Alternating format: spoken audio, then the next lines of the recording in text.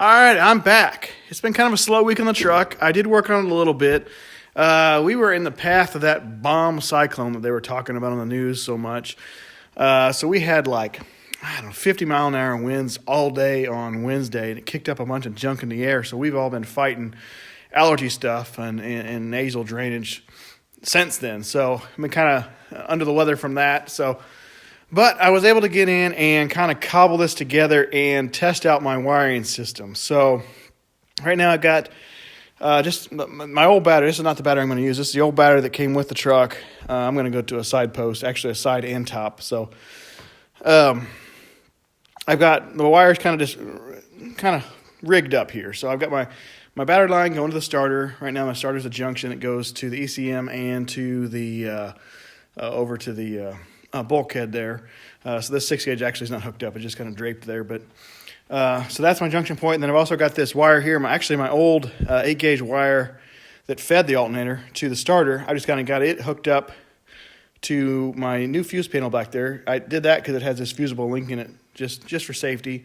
These are the grounds off of the fans over here because I haven't hooked them up yet. I don't know where I'm going to put them yet. And crossed my fingers, held on to the fire extinguisher, and everything worked. So that was good. I mean, not that I doubted it, but I just wanted to make sure that everything did what it was supposed to do here. So let me grab the key, and I can kind of show how these gauges. So everything lights up, everything works. I did have a problem with the fuel pump relay, and I'll get to that here.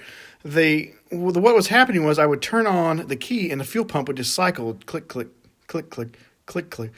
Really strange. I thought that was weird. So I spent a couple hours chasing that, checking grounds, checking the power line, the trigger wire, since it goes to the bulkhead, and I tracked it all the way back to the ECM here, and I was probing the pins on the ECM there, and it was commanding it. So I was like, man, this is weird. This isn't supposed to do this. It's supposed to come on for 2 seconds and shut off. So I got online, did some digging, and as it turns out, there was one other guy on the C10 forums having the same problem.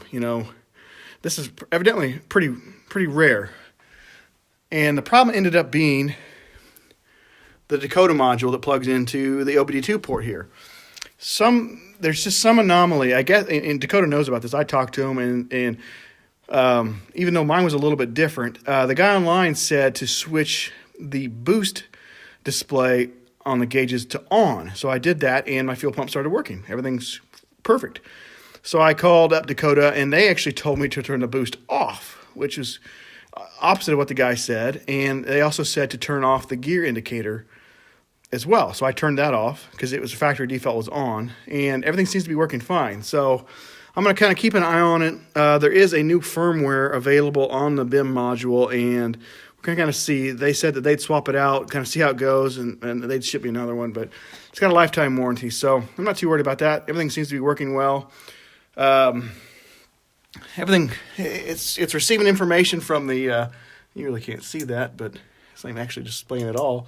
But it's showing I'm surprised that doesn't show anything at all. It must be the polarizing filter, but it's showing that my trans temp is 59 degrees, which is actually 59 degrees in my shop. So that's working. So it's pulling data from the ECM, which is nice. So, and everything works. I got my headlight relays.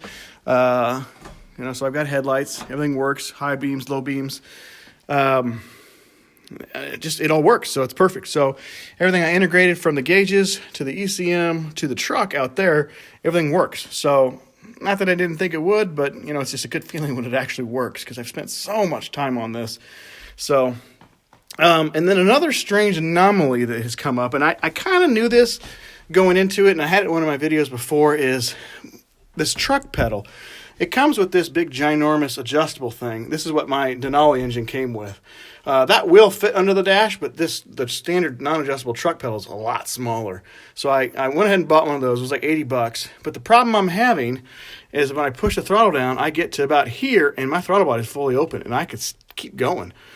So I've been talking to some of the guys on the forum, and we're all scratching our heads because the TAC module here, there's actually 2 different part numbers for 2003, which is what this ECM and engine is. So there's a guy local to me that has the other part number, and we're going to try it and see if the throttle body works with this pedal, because it's very strange, because if I put that pedal in, it works fine, but that pedal only has half the travel of that one, so it kind of makes me wonder. So I don't know, we're going to do some digging on that and figure out what the heck's going on there. I did some digging around HP tuners. There's not a whole lot to tune in there. You can adjust the desired throttle position to a degree, but if I'm hitting 100% at half throttle, it's got to be a hardware issue. So I don't know. I'm going to do some digging and figure that out. But anyway, I've got the steering wheel just kind of, the column, I haven't installed it yet, but I needed to plug in the turn signal switch so everything would work, because everything runs through that switch there. But anyway, tonight I am going to, rather boring stuff. I'm going to wrap this harness up, put the harness tape all the way around there, get everything put back together nice and pretty. I've also going to work on, if I have time, I don't know how long that wrapping seems to take a long time, but I'm going to work on this, my gas cap, my dummy gas cap here. So I got some 10 gauge steel that I had laying around, and I'm going to cut a circle out and build a keeper plate on the back side of this thing so you can't pull it out from the outside of the truck. So I'm going to do that. Got my circle template there. Get that going. Other than that, it's kind of boring stuff tonight. I'm going to get everything, just kind of unplug all this stuff and get everything wrapped up and tidy so that I can be done with this wiring, with the exception of that big wire there. And I'm honestly not going to think about that tonight, because you can do that thing 6 different ways. So I'm trying to keep the wires coming off the engine to a minimum, because right now everything kind of comes back down this way. And I really want to do that, but I don't know what to do with this big fuse that comes with it. So problem for another day, not dealing with that tonight. So wiring, the gas cap, and I might even put the steering column back in, because it's a piece of cake to put in. So just kind of get some stuff done. It needs to be done, and it's getting nice outside, and I keep seeing neighbors driving their cars around. I'm like, man, I got to get this thing finished up. So but anyway, I'm going to get working on the wiring harness. All right, so that went a lot faster than I thought it was going to. That took about an hour to do all the harness up here. So I like to wrap my harnesses in this. It's a nylon tape. This is just 2 different sizes here I use. The smaller one for the more intricate stuff going around all of these here, and then the bigger on the long runs. It's a non-adhesive. It just sticks to itself. It's great stuff. I like it because it kind of looks vintage-ish.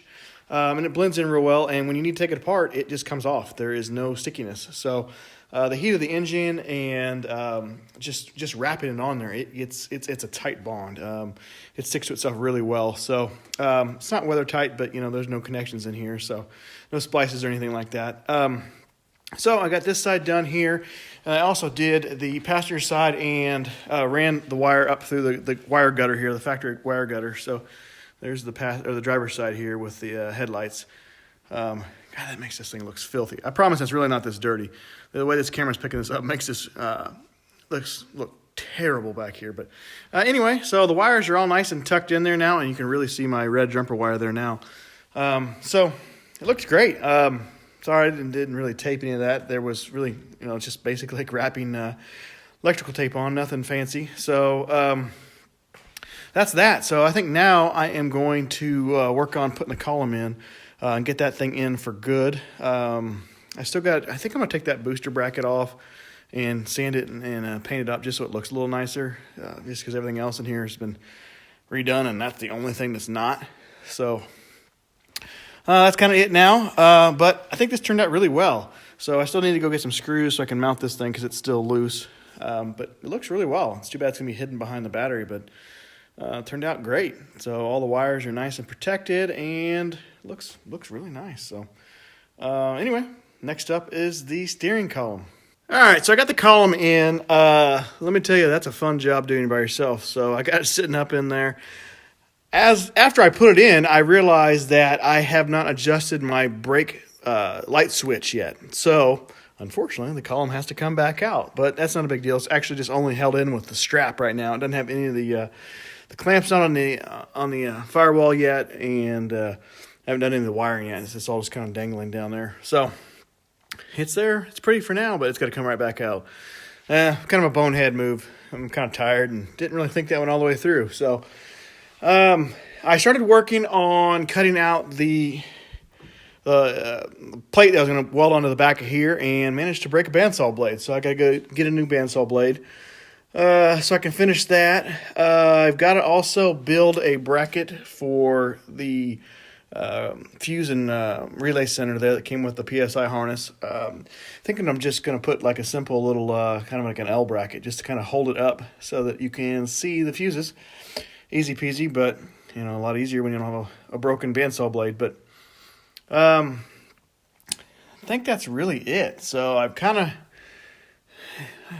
feel like my videos are really boring lately, but I'm getting a lot done, I promise. But I don't know. So far, we're moving right along. Nothing exciting. My steering wheel is actually cockeyed, so I got to get my my puller and pull that thing back off. I don't know.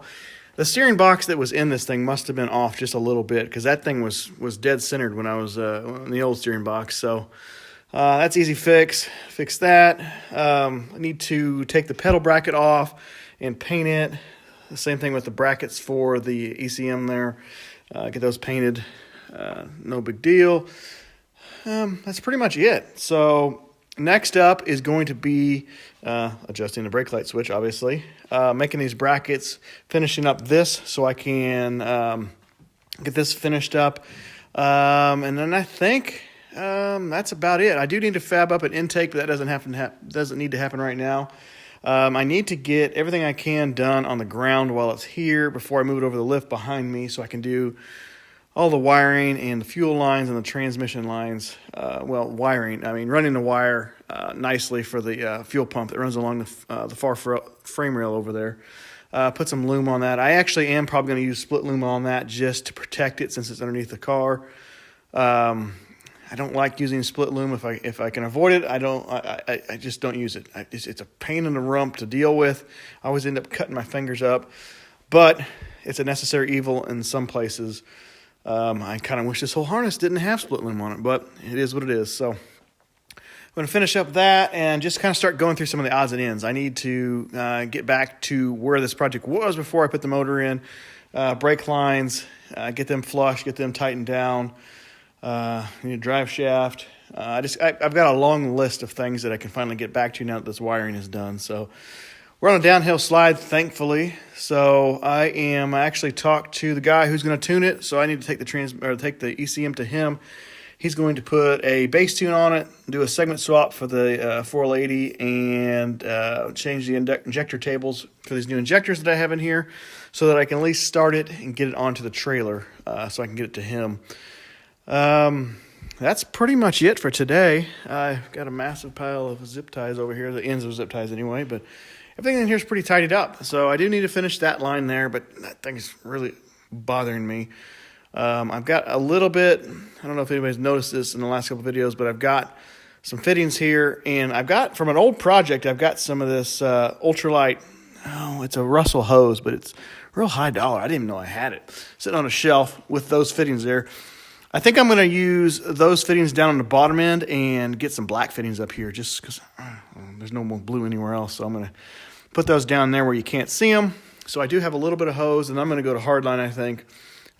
I don't know yet. I've been following Robert over at Bad Luck Garage doing his, and another YouTuber, Mr. Griffin. He's working on his car too. So I'm kind of just seeing what everybody's doing. I've got a flaring tool. I can put an inverted flare on those. I don't have the 45-degree flare for the AN stuff. Eastwood, my Eastwood tool, that's like a $100 die, and I don't really need it that bad. So I may just put some inverted flares on there. I really don't know yet. So that's a problem for another day. But I'm just glad to have the wiring under control. Everything is, it looks nice and it's tidy. So just excited. So slow progress, but we are making progress. That's pretty much it for today. Do appreciate everybody watching. I've had some questions and a couple emails about doing kind of more a little in-depth on the wiring of the truck, and I do plan on doing that once everything's finished, so I can kind of just go through how my truck's set up. I mean, I have the American Auto Wire kit, so it's not stock, but it's stock-ish. And I've changed some things around just a little bit just to work better with what I want to do. But I will do a video that kind of shows how this truck is wired, why it's wired the way I did it, and just kind of how everything works in unison here with the three systems. I got the truck, I got the LS, and then I've got the gauges. Just kind of how all those work together, how they integrate, and all that fun stuff. We got a guy who's wiring a truck right now, and he's never done anything like this. So I'd never wired a truck either until I did this. So it's pretty simple, but I'll do a video kind of how this went together and kind of how the American Auto Wire works. It's a great kit. They're kind of spendy. I got this one for $500 when I did it, and that was like, I don't know, 3 or 4 years ago, something like that. I think it's a little bit more now, but anyway, that's for another video. So, like always, like and subscribe if you'd like to. Share it with your friends. Tell your friends. We're actually doing pretty good. I think we got like 540 subscribers, which is way more than I thought I'd ever have, and I do appreciate every one of you. So, anyway, appreciate everybody watching, and we will see you next time.